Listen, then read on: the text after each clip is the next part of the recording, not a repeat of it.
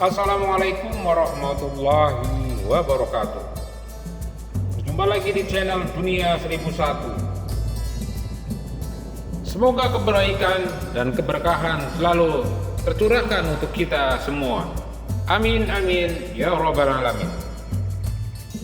Pada kesempatan kali ini saya akan mengisahkan tentang kisah Abu Nawas dan pemimpin ajaran sesat. Dikisahkan pada suatu hari ada seseorang yang mengaku dirinya sebagai ulama. Dia adalah Syekh Faqih. Cara penyampaiannya yang mudah dipahami membuat masyarakat tertarik dengan keilmuan Syekh Faqih ini. Padahal apa yang disampaikannya sering tidak sesuai dengan ajaran Islam dan ilmu agamanya terbilang rendah, tetapi karena pintar bermain kata-kata membuat dirinya terkesan pintar di mata masyarakat. Semakin hari semakin banyak masyarakat yang mengunjungi pengajiannya, hingga pada suatu hari Abu Nawas penasaran dengan sosok ulama baru tersebut. Ia pun akhirnya tempat Syekh itu mengajar. Sesampainya di sana, orang-orang sudah banyak berkumpul sedang mendengarkan tausiah Syekh Faqih ini. Abu Nawas pun lalu mengambil tempat duduk di tengah dengan para jamaah itu. Dengan penuh semangat Syekh Faqih berceramah di hadapan para jamaahnya. Wahai jamaah sekalian, sesungguhnya manusia adalah paksaan, bukan atas pilihan. Iblis itu terbuat dari api. Bagaimana mungkin dia bisa sakit dibakar di neraka?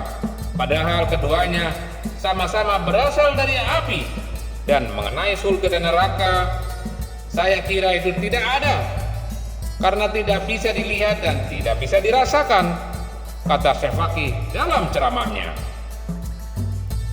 Seketika itu hal itu membuat Abu Nawas terperanjat. Dia tak kuasa menahan emosi. Abu Nawas segera bangkit dan melemparkan batu bata tepat mengenai kepala si Syekh itu.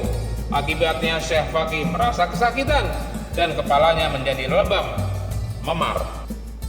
Tak terima dengan perlakuan Abu Nawas, Syekh Faqih datang ke istana dan mengadu kepada Baginda Raja. Ia meminta supaya Abu Nawas dihukum berat. Panggil Abu Nawas kemari. Aku ingin dengar apa alasannya dia berbuat seperti itu. Perintah Baginda Raja kepada pengawal-pengawal kerajaan. Maka pergilah beberapa pengawal untuk menjemput Abu Nawas di rumahnya. Singkat cerita, datanglah Abu Nawas ke istana menghadap Baginda Raja. Abu Nawas, apa yang kau membuatmu sampai menyakiti Syekh Faqih? Kegilaan apa yang kau buat sampai-sampai kau berbuat kesalahan sebesar ini, Abu Nawas? Tanya Baginda Raja pada Abu Nawas. Ampun Paduka yang mulia, sesungguhnya orang ini telah berkata di hadapan jamaahnya, katanya neraka tidak bisa menyakiti iblis karena sama-sama terbuat dari api. Dan ia juga mengatakan katanya tidak ada surga dan neraka karena tidak bisa dilihat maupun dirasakan, kata Abu Nawas. Dan katanya lagi, manusia adalah paksaan, bukan atas pilihan, kata Abu Nawas kembali. Apa benar yang kau katakan itu? Tanya Baginda Raja kepada Syekh Faqih. Benar Paduka yang mulia, saya tidak mengingkarinya, karena sesungguhnya hal itu berdasarkan dari pengetahuan dan kenyataan, jawab Syekh Faqih. Kau dengar sendiri kan Abu Nawas, dia adalah orang yang alim dan cerdas, tapi kau malah menyakitinya, ujar Baginda Raja. Ampun Paduka, saya kan hanya menerapkan sesuai dengan 3 pernyataan yang disampaikannya. Begini saja Paduka, izinkan saya bertanya kepada Syekh Faqih agar Paduka bisa memutuskan apakah saya bersalah atau Syekh Faqih yang benar, pinta Abu Nawas. Baginda Raja pun akhirnya mempersilahkan permintaan Abu Nawas itu. Hai Syekh Faqih, bukankah kau mengatakan iblis tidak mungkin merasa sakit dimakan api neraka? karena keduanya sama-sama berasal dari api. Aku melemparmu dengan batu, itu terbuat dari tanah liat. Sedangkan Allah menciptakanmu juga berasal dari tanah liat. Bagaimana mungkin kau bisa merasakan sakit? Padahal kalian sama-sama terbuat dari tanah liat, tanya Abu Nawas. Tentu saja aku merasakan sakit. Apa kau tidak lihat kepalaku jadi lebam begini dan memar? Jawab Syekh Fakih memastikan. Sakit? Apa kau merasakan sakit? Tanya Abu Nawas memastikan lagi. Ya sakitlah, tentu saja sakit sekali. Sampai tadi malam aku tidak bisa tidur karena sakit kepala ini. Jawab Syekh Fakih. Kalau begitu coba perlihatkan rasa sakit itu, tanya Abu Nawas kembali bertanya kepada Syekh Fakih.